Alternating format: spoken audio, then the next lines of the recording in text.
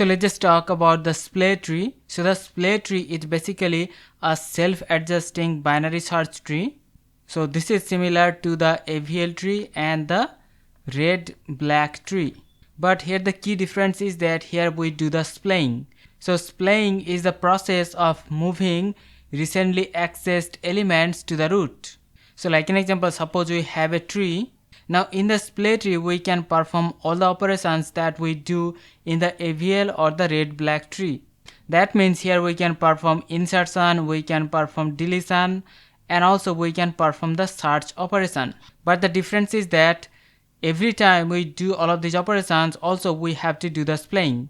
That means you have to move the recently accessed elements to the root. So like an example, in a splaying tree, suppose we are searching for the element 8. So we're gonna start from this root node. So 8 is less than 10. So we're gonna go left. And here we have the element. So that means we have performed the search operation. So because this is the Splay Tree, so after the search operation, we have to perform the splaying. That means we have to move this element to the root. That means we have to perform one right rotation. And also we call that jig rotation. So this way we have so many different rotations that we can use to perform the splaying. Now with this splaying, the frequently accessed elements can be accessed quickly. Like an example, first time we are searching for 8, so it will take some time.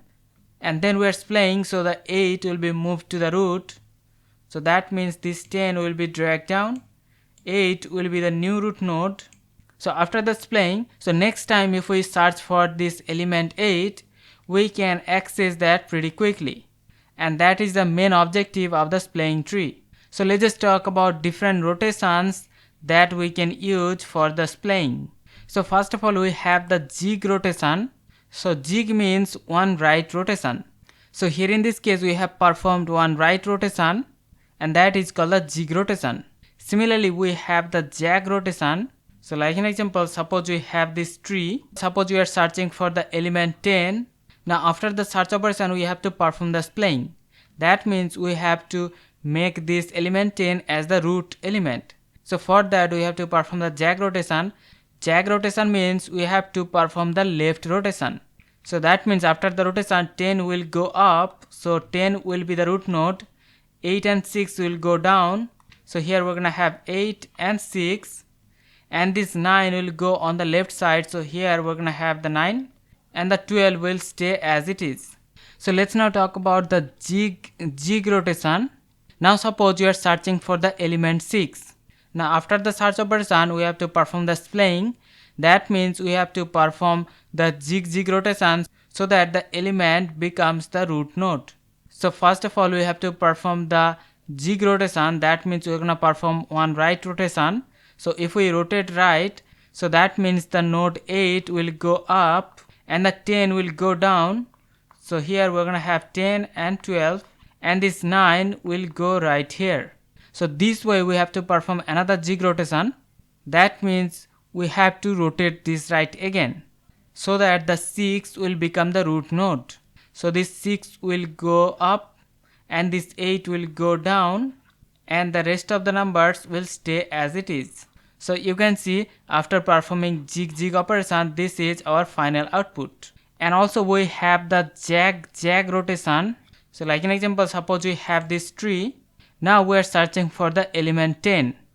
That means we have to perform this jag rotation so that the 10 becomes the root node.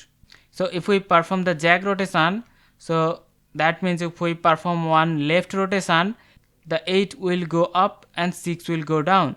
So 8 will be the root node, the 6 will go down, and here the rest of the numbers will stay as it is. Now again we have to perform another jag rotation. That means again we have to rotate this left. So 10 will be the root node, the 8 will go down. So here we're gonna have 8, then here we're gonna have 6, and here we're gonna have 12. Now the 9 will go on the left side. So here we're gonna have 9. So this is after performing the jag rotation. And also we have the jag rotation. So here we have this tree. Now suppose we are searching for the element 9. Now after that we have to perform the splaying. That means we have to perform the rotations so that this 9 becomes the root node. So for that we have to use the zigzag rotation. So first of all we have to perform this zig rotation. So here we're gonna perform the zig rotation. So we're gonna perform one right rotation. So that means 8 will stay as it is. So 9 will go up. So here we're gonna have 9. The 10 will go down. So 10 will be here. And then we're gonna have 12. And on the left side 6 will stay as it is. Now then we have to perform the jag rotation.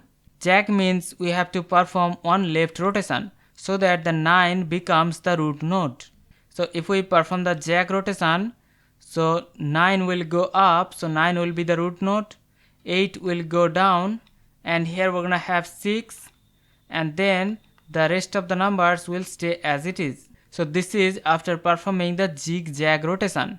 So let's now talk about the jag zig rotation. So like an example, here we have this tree. Now suppose you are searching for the element 9. So here we can perform the jag zig rotation to make that as the root node. So jag rotation means here we have to perform one left rotation. So 10 will stay as it is. So here if we perform the left rotation, so 9 will go up. So here we're going to have 9, and 8 will go down. So 8, and then we're going to have 6.